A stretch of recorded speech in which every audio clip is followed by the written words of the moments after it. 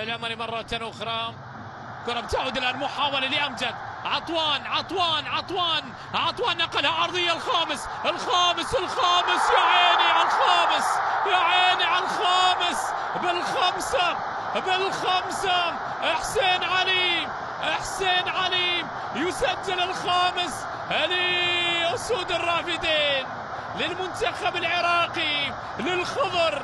المنتخب العراقي يسجل الخامس في اللحظات الماضية. أكبر نتيجة في هذه البطولة. هذه الكرة من بدايتها أمجد عطوان، البديل الفنان هو عنوان هذه المباراة في شوط ثاني. في دقائق قليلة سجل وصنع وتحصل على ركلة جزاء. أمجد عطوان هو كلمة السر، لكن حسين بكل هدوء ركنها، اصطدت في القائم وتابع الطريقة في شباك المنتخب اليمني، وبالخمسة يضرب.